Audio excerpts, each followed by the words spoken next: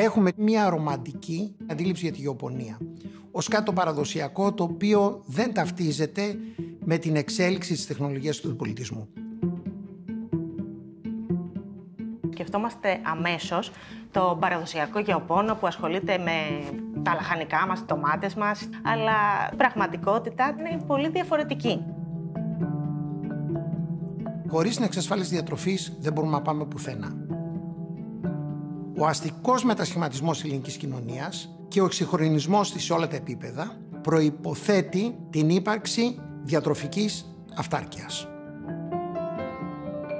Αυτό επετέχθη χάρη και στο Γεωπονικό Πανεπιστήμιο Αθηνών, το οποίο μόρφωσε νέους ανθρώπους, τους απέδωσε ως έμπειρους γεωπόνους στην κοινωνία και για πρώτη φορά μετά τη δεκαετία του 50 γίναμε αυτάρκης ως χώρα και ως έθνος στην παραγωγή τροφίμων.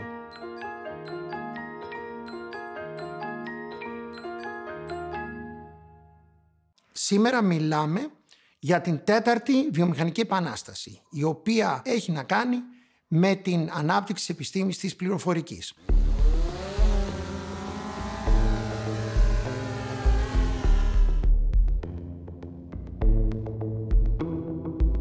Με την τεχνολογία τρισδιάστατης εκτύπωσης φτιάχνουμε τρόφιμα με τα συγκεκριμένα θρεπτικά συστατικά που εμείς οι ίδιοι επιθυμούμε να προσδώσουμε.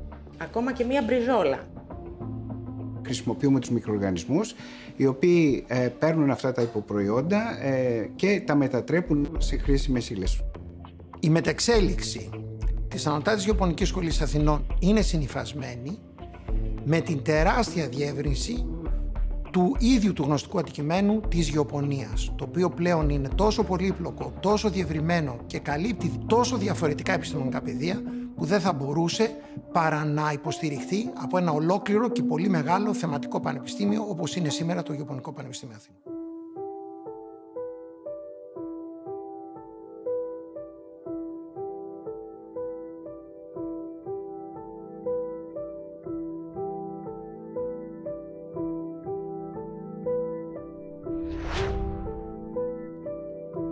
Σε μεγάλο βαθμό, ο παραδοσιακός τρόπος άσκησης της γεωργίας ευθύνεται για την επιβάρυνση της κλιματικής αλλαγής προς το δυσμενέστερο.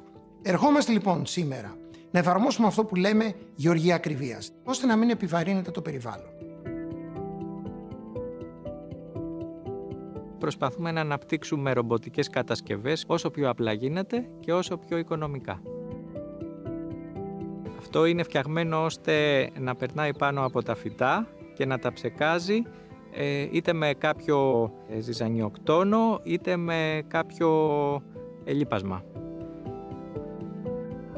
Είναι κάτι πολύ δημιουργικό, γιατί διαρκώς ψάχνεις για να βρεις λύσεις σε δυσκολίες οι οποίες αντιμετωπίζει ο αγρότης στην καθημερινότητά του.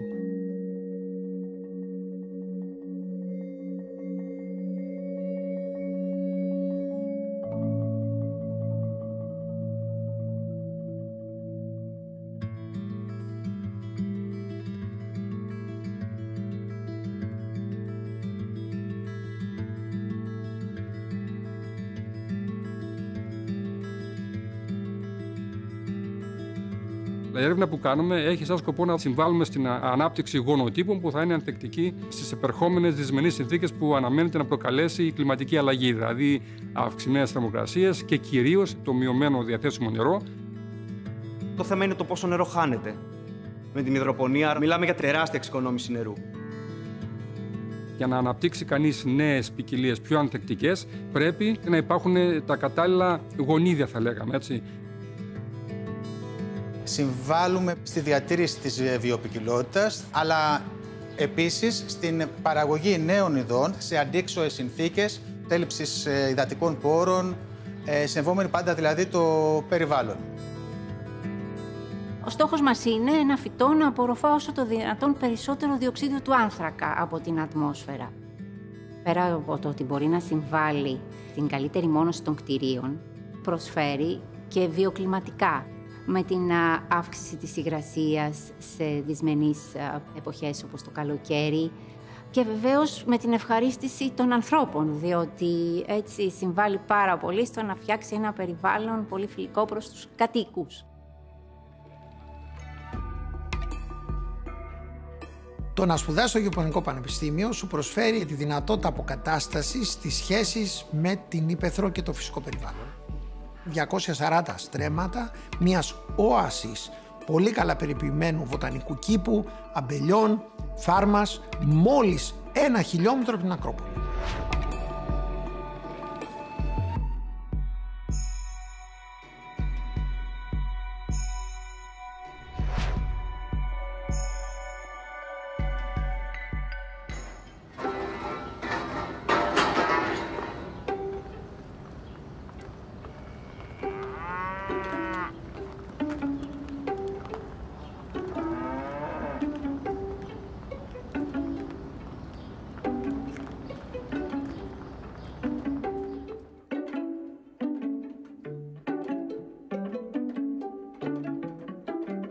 Το τμήμα επιστήμης ζωικής παραγωγής ασχολείται με την εκτροφή των ζώων, με την ευζοία των ζώων, με την ποιότητα των παραγόμενων προϊόντων, τροφίμων, τη διατήρηση των αυτόχθονων φυλών που έχουν κάποιες πολύτιμες ιδιότητες και μπορούν να επιβιώσουν σε πιο δύσκολα περιβάλλοντα.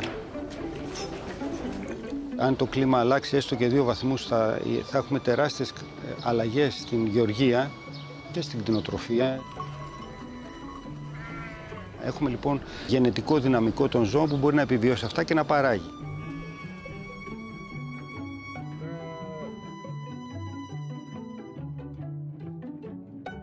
Το εργαστήριο γαλακτοκομείας είναι το μοναδικό πανεπιστημιακού επίπεδου εργαστήριο γαλακτοκομείας στην Ελλάδα. Εφαρμόζει την τεχνολογία γάλακτος παράγοντας υψηλής ποιότητας τυριά, μεταποιώντας το γάλα που παράγουν τα ζώα της φάρμας του Γεωπονικού Πανεπιστημίου Αθηνών.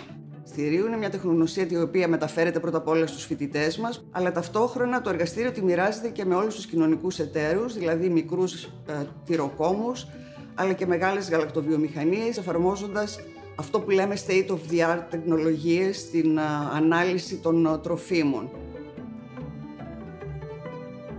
Είμαστε το μοναδικό εργαστήριο στην Ελλάδα το οποίο έχει δημιουργήσει μια συλλογή μικροοργανισμών οι οποίοι έχουν απομονωθεί κυρίως από παραδοσιακά γαλακτοκομικά προϊόντα της χώρας μας.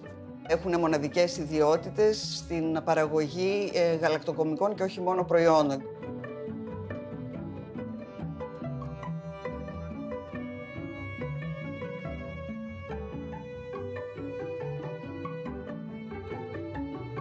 Πρόσφατες μελέτες στο εργαστήριό μας έχουν δείξει ότι όταν η τροφή των ψαριών είναι πλούσια σε ω3 λιπαρά οξέα, τότε ανεβαίνει και η σερωτονίνη, τα ψάρια είναι πιο ευτυχισμένα, αλλά και η ποιότητα μετά είναι καλύτερη για τον καταναλωτή, για μας, για τους ανθρώπους.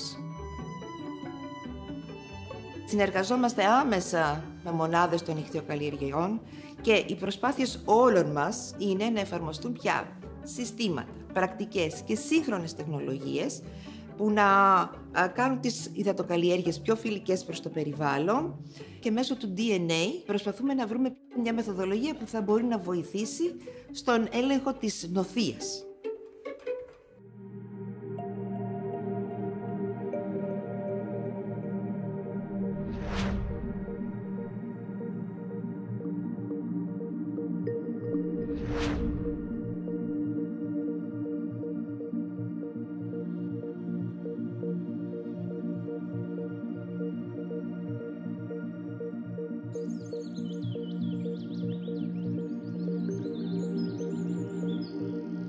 Η μέλισσα αποτελεί ένα βιοδείκτη μόλυνσης του περιβάλλοντος. Οπότε ο μελισσοκόμος είναι προστάτης, θεματοφύλακας, θα λέγαμε, της φύσης.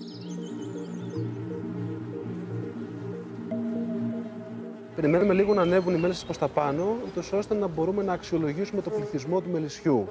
Ελάτε κοντά να βλέπετε.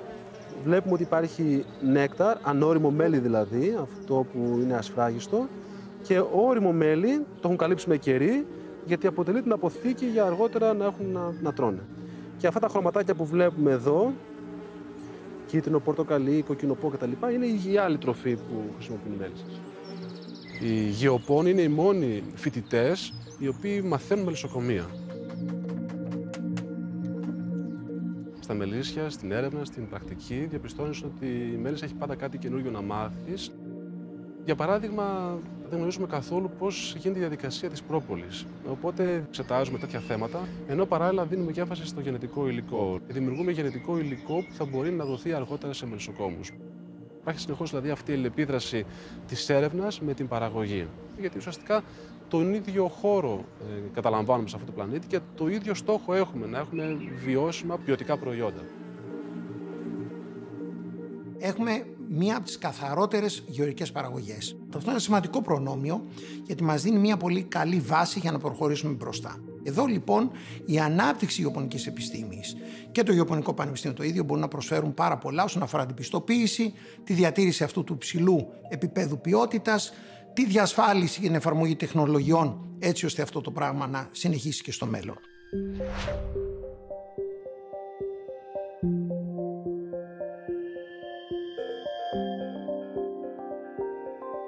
Το αντικείμενο του εργαστηρίου είναι η μελέτη και η έρευνα πάνω στις ελληνικές ποικιλίες, που είναι το μεγάλο μας ατού σαν χώρα για εξαγωγές. Έχουμε την πολυτέλεια να έχουμε πάνω από 300 ποικιλίες και δεν τις γνωρίζουμε ακόμα. Μυρίζοντας το κρασί, μετά θα προχωράμε στο κινητό, όπου εκεί θα αξιολογείτε την ένταση του κάθε αρώματος που βρίσκεται μέσα στο κρασί σας. Βύσσινο, πιπέρι, ίσως καυτερή πιπεριά, ίσως ελάχιστη βιολέτα, χωρίς να είμαι σίγουρη, νομίζω ναι. Χρησιμοποιούμε πάντα την ανθρώπινη μύτη, που δείχνει να είναι πιο ευαίσθητη και από πολύ υψηλού επίπεδου μηχανήματα ακόμη και σήμερα.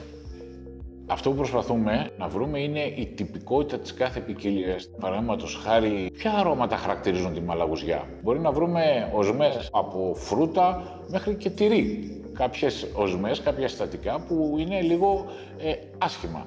Έτσι λοιπόν, εμείς προσπαθούμε να δώσουμε την κατάλληλη γνώση στον ινοποιό, στον ινολόγο, ώστε να αυξήσει τα θετικά χαρακτηριστικά και να μειώσει τα αρνητικά συστατικά.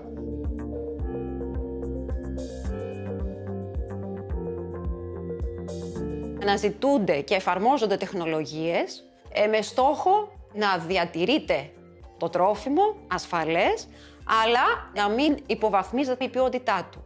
Μπορούμε να σχεδιάσουμε είτε ένα νέο τρόφιμο, είτε να βελτιώσουμε ένα υπάρχον τρόφιμο. Καταφέρνουμε να αλλάξουμε τη δομή των μορίων κάποιων τροφών και έτσι να μπορούμε να εγκλωβίσουμε μέσα οτιδήποτε θρεπτικό στοιχείο θέλουμε για περισσότερο χρονικό διάστημα. Αυτές οι τεχνολογίες σχεδιάζονται πολλές φορές μαζί με τους φοιτητές μέσα από την πρακτική τους, ώστε να μπορούν να ανταπεξέλθουν στην βιομηχανία τροφίμων.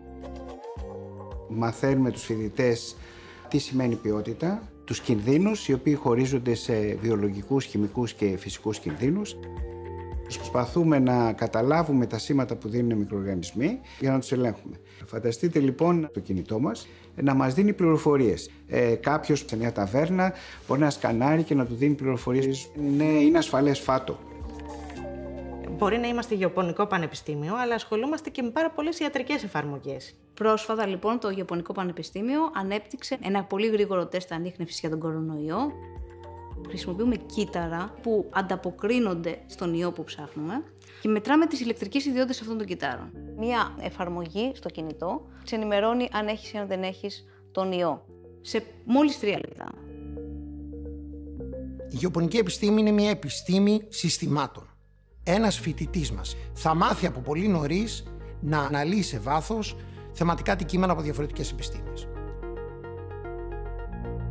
Έχουμε 3 πανεπιστημιόπουλες στη Θήβα, στην Άμφισσα και το Καρπενήσι με ένα διαρκώς αναπτυσσόμενο κάμπους. Γύρω στα 400 στρέμματα στα Σπάτα, τα οποία χρησιμοποιούν την καλλιέργεια βιολογικού κρασιού καθώς και για την στέγαση, αυτό που ονομάζουμε εμείς κυψέλη καινοτομίας, με πάρα πολλά εργαστήρια που παράγουν νέα προϊόντα σε συνεργασία με το δημόσιο και ιδιωτικό τομέα. Έχουμε 1100 στρέμματα στην Αλίαρτο Βιωτίας, όπου καλλιεργούμε βαμβάκι, καλαμπόκι, κρυθάρι, συνεργασία με μεγάλες ιστοποιίες, και εκεί έχουμε φτιάξει το πρώτο μας κόμβο καινοτομίας της Στερεάς Ελλάδος. Τα έσοδα από τις καλλιέργειες αυτές συνδράμουν σε εκπαιδευτικό όσο και ερευνητικό επίπεδο. Αλλά ο κύριος σκοπός είναι η εφαρμογή των αποτελεσμάτων της ερευνητικής δραστηριότητας που πραγματοποιείται στο Πανεπιστήμιό μας στην γεωργική πρακτική.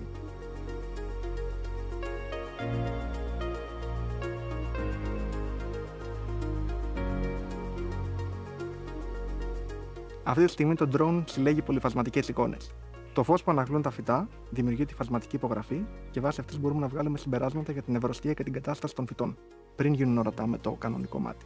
Μπορούμε δηλαδή να προλάβουμε την εκδήλωση κάποιων ασθενειών προτού προκαλέσουν καταστροφή στην καλλιεργία μας. Ο αγρότης μπορεί να επιλέξει ποιες θα είναι οι ακριβείς απαιτήσεις κάθε τεμαχίου του αγρού του και βάσει αυτό να προσαρμόσει άδρευση, λίπανση και τα φυτοχημικά του, εξοικονομώντας δηλαδή πόρους και προστατεύοντας το περιβάλλον. Η Ελλάδα μπορεί να γίνει ηγέτης στην εξαγωγή καινοτομίας στην αγροδιατροφή σε όλο τον κόσμο. Έχουμε αναλάβει ως Γεωπονικό Πανεπιστήμιο Εθνών να αναπτύξουμε ένα πρόγραμμα σε εθνικό επίπεδο για την πρόβλεψη της παραγωγής και καλύπτει όλο το κράτος του Αζερβαϊτζάν.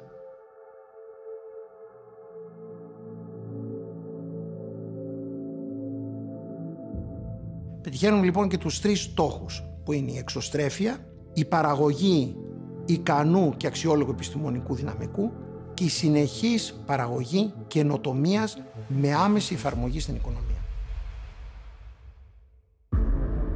Συμμετέχουμε στο EU Connexus, το οποίο είναι το μοναδικό ανάμεσα στα ευρωπαϊκά υπερπανεπιστήμια, το οποίο απευθύνεται στο θέμα της κλιματικής αλλαγής και μάλιστα στη διαχείριση της παράκτιας ανάπτυξης, πράγμα το οποίο μας ενδιαφέρει πάρα πολύ ως μεσογειακή και θαλάσσια χώρα.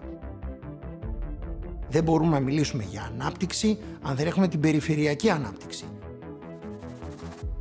Θα αντισταθμίσει τις όποιες αστοχίες προκαλεί το μοντέλο της αστικής ανάπτυξης που αφορά τις μεγάλες πόλεις.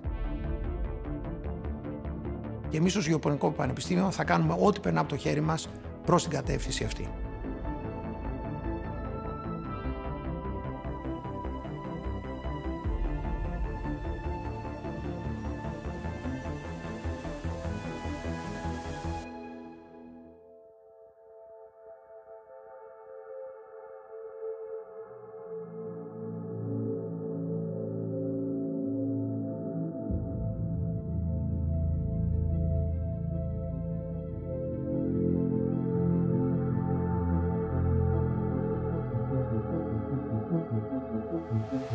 Thank you.